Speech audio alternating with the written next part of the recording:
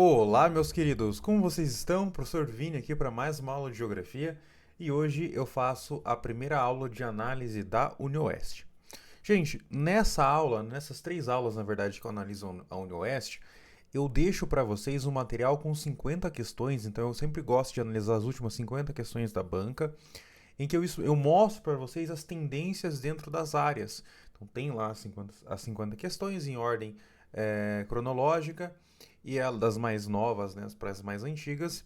E depois eu sempre separo em cartografia, em geografia física, geografia humana e geografia política. Tá? E a gente vê nessas últimas 50 questões, a gente consegue ver na UniOeste uma ótima distribuição entre as áreas. Eu não tenho nenhuma área com duas, nenhuma área com metade. Quando a gente analisa, por exemplo, geografia da Universidade Federal do Paraná, você tem geografia humana e geografia político-econômica fechando 75% da prova, às vezes, tá? Dependendo da análise temporal que você faz. Aqui na UniOeste, não. Nós temos uma ótima distribuição, inclusive com uma leve vantagem para a geografia física, que é um tema que vem desaparecendo, até mesmo de outras provas mais conhecidas, como o FPR, provas de São Paulo, vem diminuindo muito também o quesito natural, e a UniOeste ainda mantém nos últimos anos uma, uma certa vantagem, né, para esse tema quando a gente compara com os outros. Tudo bem? Galera, antes de entrar nas análises, né, e no que essas bancas vêm cobrando, no caso a UniOeste em cima de cartografia, que é a aula de hoje, eu sempre gosto de reforçar para vocês que essa é uma prova relativamente fácil. Tá? Então, quando a gente compara com outras provas que vocês fazem, a prova da UniOeste não é uma prova tão difícil aqui na geografia mais ligada à cartografia e geotecnologias. Tá? Então, das últimas 50 questões, 10 respondem direta ou indiretamente com cartografia e geotecnologia, com ênfase ali em sensoriamento remoto.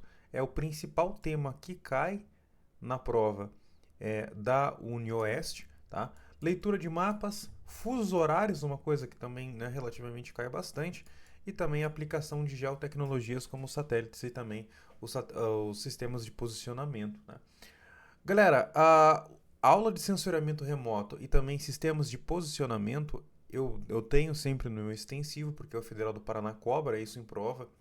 E eu entrego para vocês, né? No final da aula tem um link ali de resoluções de cartografia, mas eu também deixo aqui no material já também disponível esse link para a aula de cartografia, estacionamento remoto, também GPS, né? Que fazem parte ali dos satélites.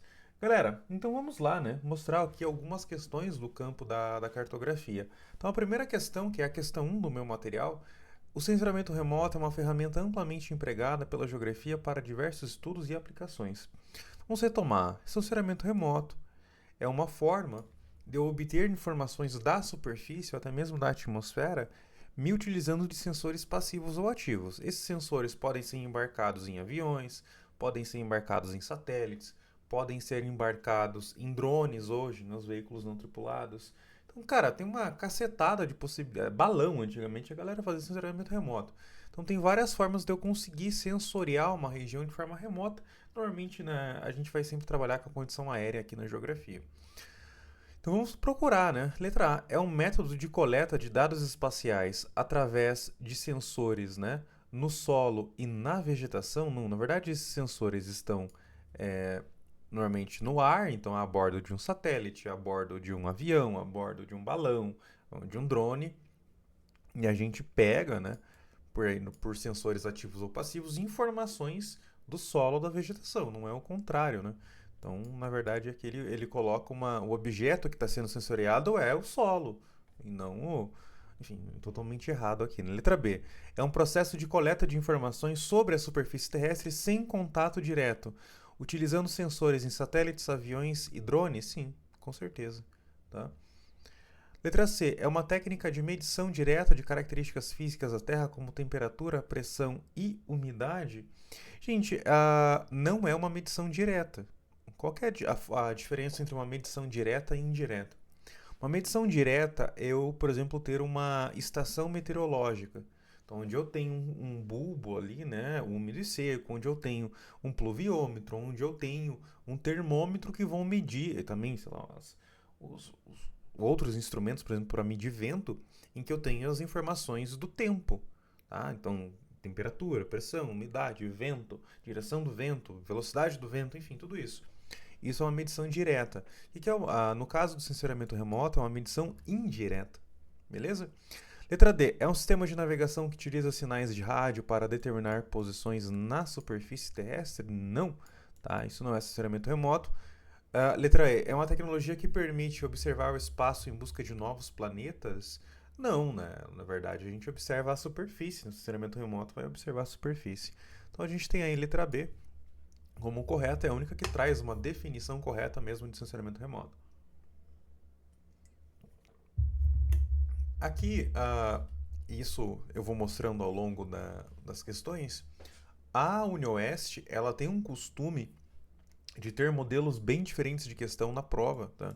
Então, cara, vai ter modelos de ABCDE, vai ter modelos de afirmativa como esse, vai ter modelos com textos, com mapas, então eles variam bastante a forma que você vai trabalhar. O Amazônia 1 é o primeiro satélite de observação da Terra completamente projetado, integrado, testado e operado pelo Brasil. A missão Amazônia irá fornecer dados de sensoriamento remoto para observar e monitorar o desmatamento, especialmente na região amazônica, e também diversificar a agricultura em todo o território nacional com uma alta taxa de revisita, buscando atuar em sinergia com os programas ambientais existentes. Então a gente tem aí uma fonte, né, do Instituto Nacional de Pesquisas Aeroespaciais, que é o INPE, de 2022, falando sobre esse novo satélite, né, lançado pelo Brasil, sobre justamente que tem a função de imageamento. Ele coloca aqui, né? Então a função desse satélite é gerar imagens sobre a superfície, então nos dá a entender que é um satélite de sensor passivo e que ele vai ter um foco aí na questão do desmatamento. Sobre as geotecnologias e temas correlatos, leia as seguintes afirmativas. Afirmativa 1. Devido ao alto custo de obtenção, as imagens de satélites não podem ser utilizadas em aplicações na agricultura, no planejamento urbano, no meio ambiente. Devem sim, né? São muito utilizadas. Elas podem ser utilizadas e é esse o principal uso que o Brasil dá para os nossos satélites, né? A gente não tem um satélite de comunicação, por exemplo. Nossos satélites são todos de imageamento ou meteorologia. 2. O INPE é uma instituição federal que promove e executa os estudos e pesquisas científicas em diferentes temáticas. A exemplo do sensoriamento remoto, sim. Ele perguntou a função do INPE é essa mesmo, né? Claro que tem outras coisas também, né? Sistemas aeroespaciais, mas observação de superfície através de satélites é um deles. 3. Vários aplicativos móveis por smartphones utilizados no dia a dia na sociedade amparam-se em dados fornecidos pelos sistemas globais de navegação por satélite? Sim, com certeza. Então, por exemplo, o iFood, né, o Tinder, o Maps, sei lá, qualquer aplicativo desses, ele tem os dados do GPS de posição tua, né, cara, de latitude e longitude. E aí, claro, com o arruamento, com a base de dados de rua, que ele coloca ali no teu celular. O GPS em si só te dá, na verdade, a tua posição e tua altitude, né, latitude, longitude e altitude. Intermediada por 4 satélites, não? Que é XY, que dá a tua coordenada, o Z que dá a tua altitude e o T que calcula o tempo entre os 4, né? Então, 2 e 3 são corretas. 4. O Amazônia 1 foi projetado apenas para monitorar o desmatamento, não sendo possível sua utilização para outras aplicações? Claro que é, né, cara? Pô, aqui dá pra ver desmatamento, mas dá pra ver outras coisas também, né? Uso do solo, a agricultura, enfim, é isso aí, ele coloca no texto isso daí. 5. O veículo aéreo não tripulado VANT, né, popularmente conhecido como drone, tem seu uso limitado a lazer e recreação? Não, de forma alguma. A galera usa na guerra, né, em observação de guerra. A galera usa em agricultura drone, enfim, não nada a ver, né? Então 2 e 3 aí são corretas. Depois a gente vem para a questão 16. As Olimpíadas de Paris 2024 foram realizadas durante o verão europeu, um evento que foi assistido por bilhões de pessoas ao redor do mundo. Considerando a localização de Paris e os conceitos de fuso horário, movimento da Terra e estações do ano, assinale a alternativa correta. Veja que é muito comum da UniOeste, né? Então essa questão, por exemplo, e essa questão de serem muito contextualizadas e muito amplas. Elas não são difíceis, mas elas são amplas. Você tem que ter um estudo, né, que abranja tudo. Letra A. As Olimpíadas ocorrendo no verão europeu significa que o hemisfério sul estava no inverno devido à inclinação do eixo terrestre? Sim, cara. Se o hemisfério norte está no inverno, no verão, consequentemente, o hemisfério sul está no inverno, é obrigatório, né? Se um está no outono, o outro está na primavera. É necessário isso. B. Durante o verão europeu, os dias são mais curtos em Paris, devido. Não, são mais longos em Paris, né? Se eu tô no verão, pô, o dia é mais longo. C. O fuso horário de Paris, mais um, permitiu que as competições fossem assistidas no mundo todo sem diferenças de horários significativas? Pô, se eu tô no fuso horário mais 12 ou menos 12, pelo amor de Deus, né? Vai estar no outro momento do dia. No sense isso daqui, né?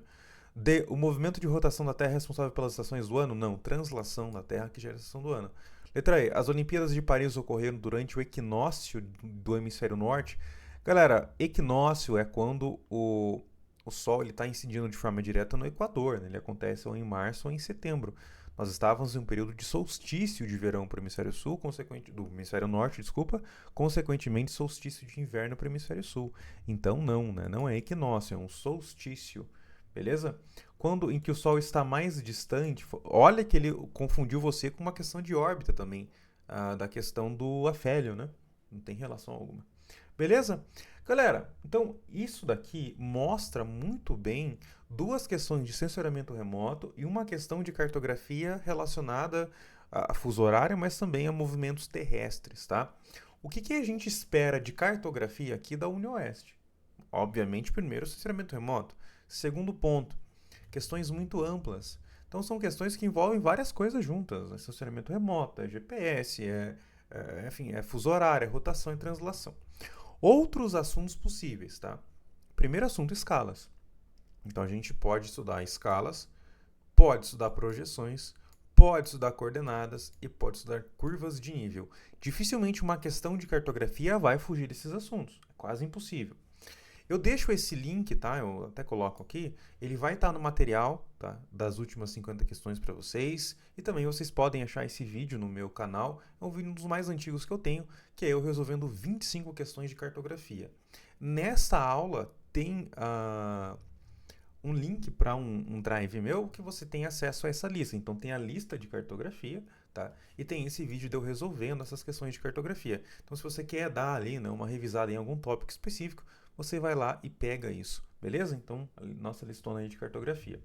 Galera, é sempre uma satisfação estar com vocês. Temos mais duas aulas de UniOeste. Uma que eu falo ali sobre as questões que envolvem mais a geografia física e natural e, por último, geografia humana com política. Tranquilo? Muito obrigado, bons estudos, tropinha, e até mais.